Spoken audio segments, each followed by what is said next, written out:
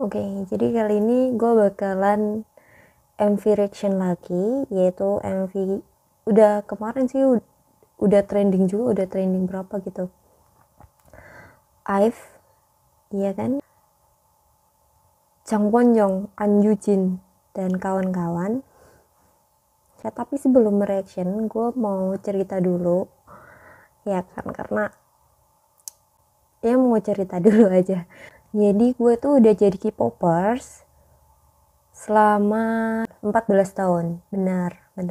Anak-anak sekarang yang umur 14 tahun kelahiran 2011, dan di 2011 itu gue mengenal K-pop dari sepupu gue. Jadi sepupu gue meracuni gue dengan Super Junior. Di situ gue suka Super Junior karena sepupu gue suka SNSD karena sepupu gue. Terus dari dua grup itu gue melebar, suka ke Big Bang, terus suka ke G-Friend, terus Red Velvet gitu. Jadi dari tahun 2011. Tapi gue mengakui bahwa gue bener-bener ngefans dan masuk fandom itu tahun 2013. Itu gue udah masuk fandom, yaitu ARMY. Ya, gue suka banget BTS pas zaman hip hop dulu yang masih hitam, masih kayak beneran hip hop lah gitu. Gue suka banget BTS gitu. Jadi gue belum masuk fandom ketika masih SD itu ya, masih tahun 2011 kelas 5 SD itu gue belum masuk fandom. Jadi gue suka semua K-pop, kayak Super Junior, semua dah. Pokoknya yang diberikan oleh sepupu gue nih tonton, gue tonton gitu zaman SD. Pas gue SD sepupu gue SMP gitu. Nah pas masuk SMP di situ kan udah lingkungannya teman-teman baru gitu. Di teman-teman baru itu gue mengenal adanya BTS gitu. Gue diracuni sama teman gue sama dengan BTS. Nah di situ kan lagi boomingnya BBM ya kan, lagi boomingnya BBM, dan di situ gue mengenal role play yang nge-RP di BBM gitu. Jadi gue nge-RP di BBM dan memerankan karakter Taehyung gitu, Taehyung V gue memerankan V karena gue ARMY banget. Gue pokoknya sampai kelas 8 itu ARMY banget gitu. Ya gue nonton MV-nya kan zaman dulu ya, zaman dulu banget nih, tahun 2013, 2014 sampai 2015 awal lah. Itu kan masih zamannya warnet ya. Ya jarang banget gitu loh pakai kuota. Gue pakai kuota itu di hari Sabtu sampai Minggu doang gitu. Kalau Minggu, iya gue miskin. Sabtu Minggu doang gitu. Jadi gue ngedownloadin MV BTS gitu. Tapi gue beneran support gitu loh sama BTS gitu. Jadi gue ARMY gitu. Ya 2013 2015 awal. Nah di 2015 sampai 2016 akhir-akhir itu gue JKT48 banget. Iya, gue ngefans sama Veranda, sama Kinal, dua itu sih, sama Shania gitu, Sanju. Ya gen 1 lah gitu lah, gue JKT48 banget. Tapi gue sambil main RP gitu. Gue udah apa ya, bukan menjauh dari BTS, tapi kayak apa ya, nggak tahu aja gitu, kayak ya BTS udah sukses nih, udah banyak yang mengenal, jadi kayak tugas gue menemani saat mereka miskin udah kelar. nggak begitu, tapi udah biasa aja gitu loh. Terus lagu-lagunya udah mulai kayak udah nggak hip hop, kayak udah apa ya, udah kayak go internasional gitu loh. Jadi gue ya biasa aja gitu ke BTS, udah kayak keluar gitu dari fandom ARMY. Nah di SMA kelas 10 di 2016an akhir atau 2017 awal itu kan udah muncul produce yang cowok. Gue tuh nggak nggak apa ya, ngefansnya itu ke boy group, makanya wah gue di ini banget sih sama mak gue, kayak kamu jangan nonton K-pop, kamu semakin tomboy. Ketika gue tomboy dari lahir gitu ya, tapi gue semakin nonton K-pop gaya gue semakin tomboy banget gitu. Dan wajar sih mak gue marah. Jadi gue boy group banget gitu loh, dari karena ketertarikan gue itu ke boy group gitu loh. Jadi gue 2016 akhir atau 2017 awal itu gue nonton produce yang cowok. Kan yang cewek pertama tuh ya, produce season 1 tuh cewek ya, yang melahirkan IOI gitu. Akhirnya gue nonton One Gue ngefans banget One on One karena gue ngikutin dari zaman produce kan. Base gue Lee Dewi, Ong Song Woo, Pak Kujin, itu base gue gitu ya. Gue spill deh. Gue nonton One on One bener-bener gue ngikutin dari One on One Go gitu kan. Gue nonton, gue nunggu cuy, nunggu. Jadi kan setiap minggu kan itu gue nunggu, gue nonton. Wah, gue support banget sih sama One on One itu dari zaman produce. Bahkan di produce gue Lee Woo Jin sih base gue pengen dia debut, tapi terlalu kecil ya, dia 2003 gitu ya kan, 1 tahun lebih muda dari gue. Atau gue masih nyaman menonton K-pop saat itu, tapi gue udah ada merasa kayak pas SMA itu ya gue ngerasa kayak sekarang line-line gue udah muncul ke permukaan nih sebagai magnet gitu. Nanti suatu saat pasti ada kalanya line gue ini bakalan jadi yang tertua atau bahkan jadi leader gitu ya gitu kan. Jadi gue ngikutin One on One sampai kelas 3, dia bubar, gue kelas 2 ya, kelas 3 pokoknya gue skip deh yang cewek itu ada Produce 48 ya, gue skip itu. Terus gue nontonin yang cowok yang melahirkan X1 itu ya dari 2019 akhir. Dan itu zaman-zamannya gue masuk PTN gitu ya, perjuangan masuk PTN gitu, ngerantau juga kan. Gimana ya perasaannya, seneng banget, excited banget dengan X1 ini. Gue ngikutin dari zaman produsnya mereka gitu, kayak yuk debut yuk temani gue saat kuliah kan. Digadang-gadang mereka itu bakalan jadi grup promosinya 5 tahun kan. Bahagia banget dong ditemanin pokoknya sampai gue lulus kuliah, sampai gue sarjana gitu kan. Harusnya tahun kemarin tuh mereka bubar harusnya kan, tapi ternyata cuma 3 bulan itu di 2019 akhir. Pokoknya gue udah ngerantau deh, udah di kosan gitu. Pagi-pagi gue dapet notif, gue buat fanpage ya, gue dapet notif ini apa namanya X1 bubar. Hah, kata gue, emang dari awal-awal udah rumor semenjak X1 itu udah ada rumor ini di settingan lah grupnya gitu. Terus gue kayak gitu, gue 3 bulan udah bubar gara-gara rumor itu gitu. Tapi memang nggak adil sih, tapi bubar itu jujur ya. Produk sebelumnya yang One on One gue itu suka sama Samuel bias gue pengen banget Samuel debut gitu, tapi nggak debut. Tapi grup yang dibentuk itu bagus, paham gak lo kayak ya udah sama dengan di produce yang hasilnya X1 gue, siapa ya yang gak debut ya, Jin Hyuk, pokoknya ada satu yang gak debut. Tapi X1 itu udah ya itu, paham gak sih, udah ya itu gitu. Ada beberapa bias gue yang gak debut tapi X1 ya udah itu gitu loh, paham gak sih. Udah bubar kan, udah nggak ngefandom sih 2019 akhir sampai 2020 Maret gitu. Gue mencari-cari grup gitu, gue mencari-cari grup banget, kayak boy group mana lagi yang mau gue fanin gitu. Kayak umur masih 17 tahun kan gue pas itu, kayak gue butuh support system dari K-pop gitu. Happy apalagi udah zaman covid masuk, baru ngerantau jauh dari rumah kan, gue butuh K-pop gitu ya kan. Gue cari nggak nemu tuh, sampai gue dipulangkan balik ke kampung halaman karena covid kan, diliburkan 2 minggu, pulang naik kereta kena covid juga. Setelah itu gue masih nyari tuh, sampai rumah gue masih nyari, grup apa ini, boy grup apa ini. Dan di situ gue akhirnya mencoba-coba girl group. Ya udahlah, gue nontonin produce sebelumnya aja gitu. Nonton gue produce sebelumnya, sebelum X1 ini 48 ya. Itu gue langsung sesuka itu sama Produce 48.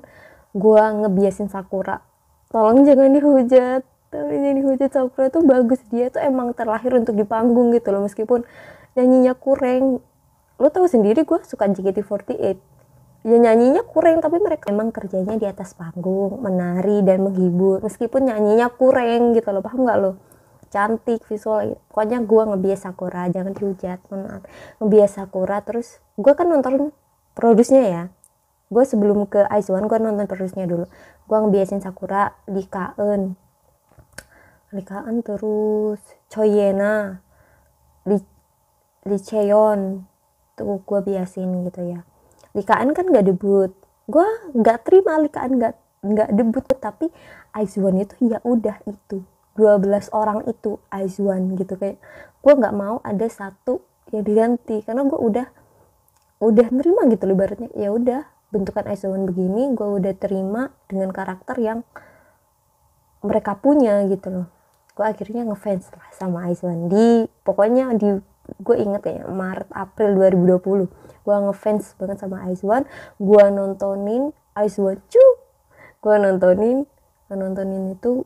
Jadi kan udah lama kan, itu tahun 2019 kan mereka debut ya. Lah 2021 awal apa 2021 tengah gitu ya. Nah semenjak rumor-rumor mereka bakalan disband lebih cepat dari yang seharusnya, gue nyari girl group lain gitu. Gue nonton lah Red Velvet, acara reality show ya, MV-nya udah gue tonton. Red Velvet, ITZY udah gue tonton. Gue udah suka mereka dari awal tapi bukan ngefans. Gue suka mereka dari awal tapi bukan ngefans. Akhirnya gue nonton reality show-nya Red Velvet, ITZY, terus G-Friend, G-Idol. Gue tontonin tuh mereka ya kan, gue mencari-cari gitu. Nah gak tahu kenapa muncul Blackpink House. Gue nontonin Blackpink House tapi belum jadi Blink. Gue nontonin Blackpink House tapi gue udah nontonin MV mereka dari tahun 2016 mereka debut, paham gak lo? Ya tau, tapi gue gak ngefans. Gue ngerasa ini crush gitu, terlalu tinggi untuk gue ngefans, paham kan? Gue bukan ninggalin BTS ya, tapi gue udah gak jadi ARMY karena BTS udah go internasional gitu loh. Nah Blackpink itu dari awal tuh auranya udah go internasional. Gue gak mau ngefansin suatu girl group atau boy group yang udah go internasional. Coba banget gak sih gue takut kayak apa ya, melihat mereka itu dihujat oleh fans internasional, dihujat fans lokal aja gue sakit hati gitu ya kan. Maksudnya ya paham lah gitu. Sebenarnya gue nggak tahu kenapa gue nontonin Blackpink House. Di situ gue udah mulai wah anak-anak ini seru nih, bener konsepnya girl crush tapi kayak mereka seru gitu loh. Mereka girl crush tapi nggak yang jaga image gimana gitu loh. Jadi gue mulai suka di Blackpink House. Dan di bulan berapa itu, di pertengahan 2021 atau dia IZ*ONE bubar kan di tahun 2021 itu. Wah gue nggak berani nonton, jangankan IZ*ONE, 101 konser terakhir, last konser 101 aja gue belum nonton, apalagi IZ*ONE gue nggak nonton tuh di tahun 2021. Udah gue fokus Blackpink sampai tahun 2022. Udah gue nabung juga buat konser mereka di Jakarta ya kan. Udah gue nabung 2022 gue KKN kan. Gue nontonin tuh MV perdana Blackpink. Nah Blackpink rumornya kontraknya itu habis kan tahun 2023 akhir atau pertengahan itu habis kan. Jadi 2022 itu gue udah uang ini buat konser Blackpink udah bakalan berakhir. Dan hal itu berakhirnya gue sebagai K-popers. Pas gue KKN, gue curhat sama teman-teman KKN gue. Pokoknya gue agak jadi K-popers lagi kalau Blackpink bubar gitu. Gue udah gue takut sakit hati lagi gitu kan pas mereka bubar gitu. Dan juga gue ngerasa udah tua. Di umur 20 itu gue ngerasa udah tua. Kayak kan idol itu ya dikata masih muda di umur 14 gitu. Kayak wajar aja mereka jadi idol di umur 13-14 itu wajar aja gitu. Dan di umur 20 itu udah yuk pindah ke aktor, yuk pindah ke film yuk gitu kan. Jadi makanya pas nonton Produce gue ngeliat anak yang udah umur 23 itu sedih. Itu posisi gue sekarang, umur 23 tuh sedih, belum debut gitu loh ya kan. Akhirnya gue bilang kayak gitu, mengikrarkan sebuah kalimat seperti itu, kayak gue gak mau jadi popers lagi, udah terlalu tua gitu di umur 20 tahun itu. Nah di situ 2022 gue udah fokus lah kuliah. Barengan dengan konser itu juga ada VT perkenalan Baby Monster. Itu gue gak nonton. Apalagi rumor Cikita yang lahir tahun 2009 tuh gue udah kayak fix gue tua gitu. Gue gak mau nonton gitu. Apalagi gue juga masih ngikutin kan member IZ*ONE kayak Les Rafim, IVE, terus Choyena. Gue nontonin Lee Chaeyeon, Choyuri. Ya mereka eceran IZ*ONE tuh gue nontonin. Dan gue ngeliat di list Rafim ada 2006, di AFL ada 2007. Gue ngerasa kayak udah tua gitu, gue udah tua. Para Magde udah menjadi leader gitu, ya kan. Sakura udah menjadi Ichiban Oni yang sebenarnya gitu, kayak tua gitu menurut gue. Ya udah, gue gak mau jadi K-popers. Artinya gue gak nontonin Baby Monster, beneran gue gak nontonin. Bukannya gak suka, tapi gue gak mau apa ya, nontonin anak-anak yang jauh lebih muda dari gue gitu. Kayak apa sih gue ngubuin anak kecil kerja. Gue suka gitu, kayak ibaratnya gue udah tua ya, ngelihat anak kecil kerja gitu, dan gue suka. Gimana perasaannya? Gue dulu mikirnya dulu gitu, di umur 20-an gitu, kayak ngerasa I'm adult gitu, kayak gitu di umur 20-an itu. Terus akhirnya sumpah gue nggak nontonin Baby Monster sama sekali, tapi lewat di FYP tuh lewat, oh ini Cikita, oh ada yang dimirip-miripin Lisa, Jennie, Rose, Ruka apalagi ya, sama Jisoo gitu, dimiripin lah kayak Blackpink Junior gitu lah, mirip-miripin sih gitu. Ya udah, nggak ngikutin gue Baby Monster itu, nggak nyentuh sama sekali gue Baby Monster, nggak nyentuh dan nggak mau nyentuh juga. Kalau ada lewat di beranda YouTube gue skip. Baby Monster beneran gue skip, kayak mereka terlalu muda untuk gue yang udah tuir ini gitu ya, ngerasanya dulu. 2000 akhirnya gue gagal nonton konser karena apa ya, di 2023 itu ada acara keluarga, dan juga gue ngerasa kayak apa ya, gue kan nontonin ya konser-konser mereka gitu yang dari fans gitu ya, kayak gitu loh. Dan ada beberapa yang cerita perasaan habis konser itu sedih banget gitu loh, perasaan habis konser. Gue kayak gue gak mau ngerasain perasaan sedih itu, apalagi di kota orang gitu ya, di Jakarta. Wah, gue gak mau sedih, paham gak lo? Sama, gue gak mau fans lagi karena gak mau ngerasain sedih, paham gak lo? Akhirnya di 2023 itu gue gak ngefans K-pop sama sekali, tapi gue ngikutin, paham gak sih? Tapi gue gak ngefans, gue ngikutin K-pop. Gue nonton Lee Youngji, gue ngefans Lee Youngji 2023 itu sampai 2024 hampir akhir-akhir itu, ya kan. Nah 2023 akhir itu kan Baby Monster muncul ya, debut ya, Better Up. Gue nonton MV-nya, gue nyoba kayak ya udahlah ini dari YG gitu, ya nggak apa-apa lah gue tonton, kayak juniornya Blackpink gue pengen nonton gitu. Gue tonton Better Up, gue gini lah, kok 6? Gue taunya 7, gue nggak tahu siapa yang nggak ada di sana ya, gue nggak tahu karena gue tidak mengenal siapa. Kok 6 gitu? Gue cari-cari beritanya, Ahyeon nggak debut. Lah kan gede-gede Ahyeon tuh kan viewersnya tinggi ya, dan di FYP sering lewat yang nyanyi I love you dangerously. Itu kan udah terkenal banget tuh di FYP TikTok. Kayak sosok seperti dia tidak debut, kenapa nih gitu. Ternyata ada masalah kesehatan dan bakalan nyusul debut untuk jadi OT7 Baby Monster.